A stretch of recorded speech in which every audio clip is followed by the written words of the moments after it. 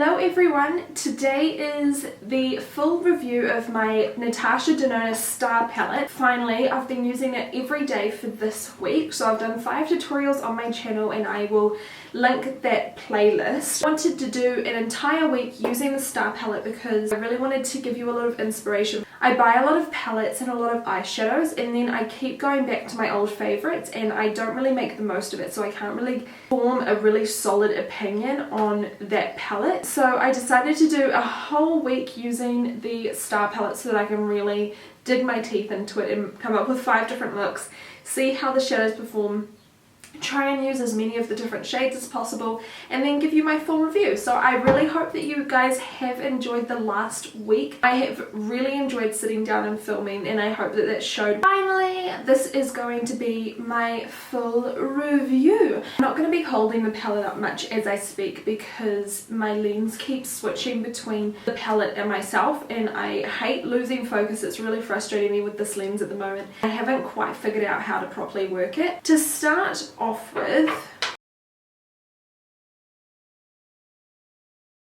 these are all the shades here. I will be kind of inserting swatches and all of that kind of stuff as well as we get on further down. Before we get started, it came in this white box and it has like this gold, oh it's upside down, this gold writing that says Natasha Denona and then has the stars on it, and then it just has the name of the shades at the back with the ingredients here. This box is really simple. I think the exciting thing is the packaging on the palette here. It has this almost faux gold leather outside and it feels really sturdy. It's rather thick. If I can compare the size to my Shade and Light palette, this is upside down as well. What's up with me today and putting things upside down? My Shade and Light palette by Kat Von D, the Natasha Denona palette, is bigger in size to that and does feel heavier. This one just feels nice and sturdy. It has a magnetic closure that's quite an aggressive magnetic closure, I would say. And then on the inside here we have this plasticky, I don't know what sort of material that is, but it's not foam, it's like actual plastic. And the mirror, which is a nice good quality mirror, and then we have this perforated sheet with the name of all the shades on it and the code of the shades, which tells us if it's a matte finish, if it's a shimmer finish, if it's a duochrome, or one of the chroma crystal shades. So then we're getting into the actual shades here. Here we have, inside of the palette, Natasha Denona has mattes. Her newly reformulated matte texture is going to be really soft. Throughout this week I found them super easy to blend out. They were nicely pigmented. They just performed really well on the eyes. I didn't find that they swatched particularly well, but mattes usually don't, although they did swatch better than most mattes that I have in my collection. The texture of them is not powdery. It's kind of, except for one shade which is one of the red shades, this one which is slightly powdery. For the most part the rest of the mattes were all really nice texture, but it's smoother than any other mattes I think that I have in my collection. I would say that they were some of my favourite mattes. The only thing I would say is that I do wish that the mattes were a little bit more pigmented, although because they're not as pigmented they're almost easier to work with. So I guess that's kind of one of the things that you're trading off, is they're super easy to blend out. They blend really well together. There's no fallout on the matte shades whatsoever, and they just create really beautiful eye looks. They're going to be perfect for beginners or professional, you know, more advanced makeup enthusiasts. They're just a really all-around fantastic matte formulation. The next formulation that we have in this palette is the shimmer shades. These shades are what Natasha Denona is most known for. In her big 28 eyeshadow palette, she is most known for her shimmers. Most of that palette was chock full of shimmers that people really loved. I personally haven't tried those palettes. They were just a bit of an investment for me, especially when I wasn't sure if the mattes were any good, and people did say that the mattes were the downfall, and I love putting mattes into the transition and just putting a pop of shimmer on the lid. I kind of didn't see the point of having a palette pretty much completely full of shimmers. Having seen the shimmer in this palette, which I'm pretty sure is the same formulation as the shimmers in her 28 pan palettes, they are really beautiful, super smooth, not quite as emollient and densely packed Makeup Geek foil shadows, but they have that same colour payoff where it's super intense. These for me are really beautiful and super easy to use, great for everyday wear, and I really enjoyed them. The duochrome shades, there are 2 duochromes in the palette, which are the middle of the 2 squares of shadows. Those shades have the same formulation as the shimmer shadows in texture and in pigmentation. They just have a slight shift to them. Well, I only really found that one of them had a shift, the other one just seemed like a straight colour, but it is marketed as a duochrome, so I don't know, but it has the exact same texture and colour payoff as the shimmer shades, which makes them really easy to work with, no fallout at all, which is great. The last formula that she has in this palette is called her new Chroma Crystal formulation. This is totally brand new to the Natasha Denona line. It's not in any of her other palettes, and it's not sold as singles as of yet. They are, I'm like getting really excited. I would say that the Chroma Crystal shades in this palette were my favorite out of everything in this palette. They just add such high pigment, such punchy shine to the eyes. Like, it's just beautiful. They're like a densely packed flaky glitter texture, and they just apply really well on the eyes, and I just love them. I fell in love with them straight away. There is a lot of fallout because it's not like a emollient base, it's more of a dry flaky glitter texture, so you do need to put a glitter glue down first, and you saw that in all of my other tutorials. I am diehard for my Lit Cosmetics Clearly Liquid Glitter Base, so I would just put that over the lid and then pack on that shadow, and it just stuck to it and gave me such high shine. So overall, in terms of the formulation of the shadows and what I received in this palette, I just fell in love over this past week. This palette was really good to me.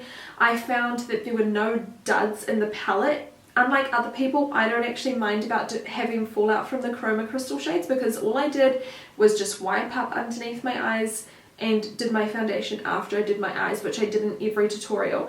And I kind of figured that out by watching other people's tutorials using the palette, so I did have a little bit of a heads up, so I'm giving you one as well. The Chroma Crystal shades are my favourite. You do need to work with them a little bit more, which makes them a little bit less user-friendly, and you do have to bring in that glitter glue, which I found also adds a cost to the palette. The palette is pretty expensive. I found that it was a luxury purchase for me. It was something that I really wanted, and it's actually my anniversary present from my partner. It wasn't as expensive as her 28 pan palettes, but it had more punch than her 5 pan palettes. It just seemed like that perfect middle of the road entry into Natasha Denona shadows for me.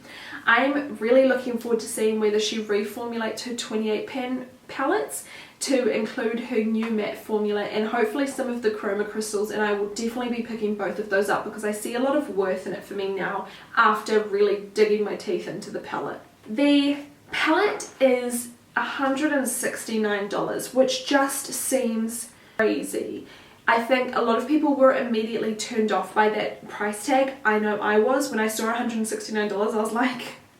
But once I kind of broke it down, it kind of worked out that Makeup Geek shadows are $6 a shadow, or their foiled shadows are $10, or you can buy them in bundles. But say we had a $6 pan of Makeup Geek shadow and then a foiled shadow, which is $10. I just used these for a tutorial, which is why they're just sitting out in front of me, and I will be posting this later on. But anyway, I end up buying maybe $200 worth of shadows at once anyway, because I live in New Zealand, and I've said this I think in one of my other tutorials. Because I live in New Zealand, we end up paying heaps for shipping, so I don't really purchase things unless I'm doing a big purchase all at once. So for me to buy a Z palette and fill it with Makeup Geek shadows versus getting a Natasha Denona palette, it was really much of a muchness for me. The only difference is each pan of the Natasha Denona shadows have 2.5 grams, whereas the Makeup Geek ones have 1.8 grams of product. I'm getting more on the Natasha Denona palettes. Also getting like an entire palette, which I think is really attractive for me. I love totality. I learned that word in a Kimberly Clark anti haul when she was talking about buying the Kat Von D, the Everlasting Liquid Lipsticks wardrobe, the one that has like all of her liquid lipsticks for like $280 or something.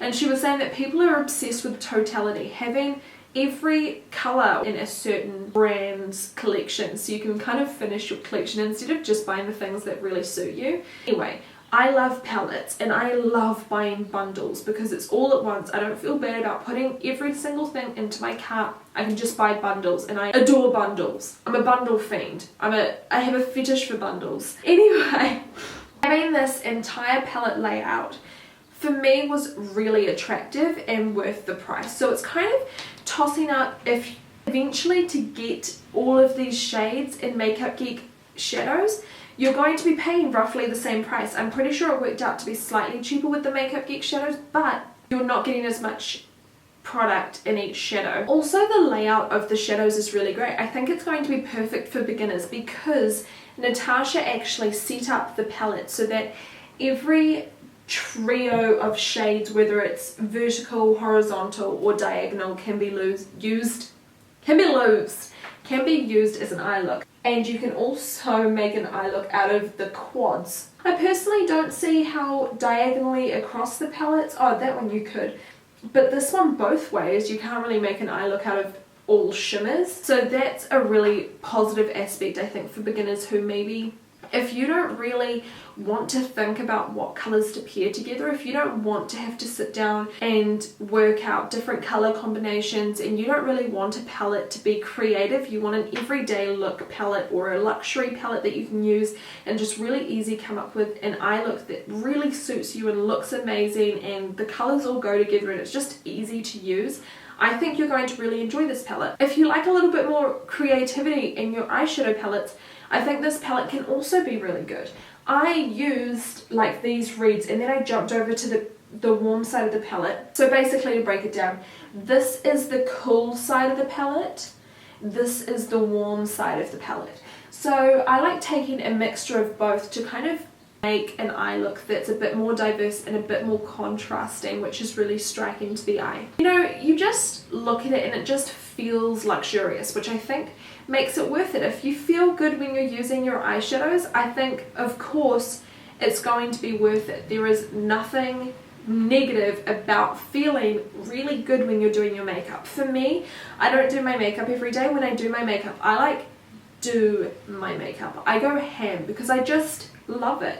I love makeup and it's a real creative outlet for me as opposed to an everyday necessity. So it just feels luxurious. For me, it's totally worth the cost. I have no regrets in buying this palette because I feel really good using it and I love the shades and I feel like they're really good quality and I don't feel like there are any duds in the palette. I mean, there are a couple of cons with this palette and there are a couple of negatives that you need to think about if you're looking to purchase this palette and looking to outlay this much money. One con is that the packaging with the chroma crystals gets really messy. As soon as I opened it, there's like glitter all over the palette. Another thing that I would say was a con is that the shades aren't listed on the actual palette. I prefer the shades to be underneath the shadows, although I do understand that she's trying to give it that luxurious look, but I don't feel like a perforated clear sheet of plastic is very luxurious looking anyway. Another con that I did have was that a couple of these shades were a little bit too similar for me to have them both in the same palette. One example is these two. They're both a chroma crystal finish. The only difference is that this one's a little bit brighter and this one has a little bit more brown in it, but for the most part they're pretty much the same shade. And I think that it's a real shame that you're paying so much for a palette and only some of your shades are really different, and I feel like for my money I would have preferred her to put a completely different shade in the palette instead of having two that were so similar. Another two that are really similar are these two, although when swatched they don't look that similar. When applied to the eyes they can pretty much be used interchangeably. The only difference is this one is brighter and more pink, whereas this one's more of a burgundy and it's deeper. I do appreciate the slight variances in the transition shades, although I don't feel like I needed 4 transition shades, but I mean that's just personal preference. My biggest issue was that these shades were so similar. The other thing that I had was that this shade isn't really a duochrome. It's marketed as a duochrome, and in the palette description she did say that there were 2 duochrome shades, but that one in particular doesn't really have a shift to it, just the Orion shade. So all in all, I am super happy with this entire palette, and I hope that you guys have enjoyed watching all of my videos thus far on the palette, because I've really enjoyed making it. I think that it's super great quality and I love the looks that I came up with it. I'm excited to keep playing with it, and I hope that you have enjoyed my whole 1 week 1 palette series that I'm doing now. So I do have a couple more reviews and things coming up of hot products like the Makeup Geek highlighters, because as you would know, I've been using them a lot in my tutorials using this palette. That is pretty much it. I'm really happy with my purchase. I totally think it's worth it. If you have any questions, comments or concerns, leave a comment down below and I can address them. So that is it for now, and I will see you guys later. Bye!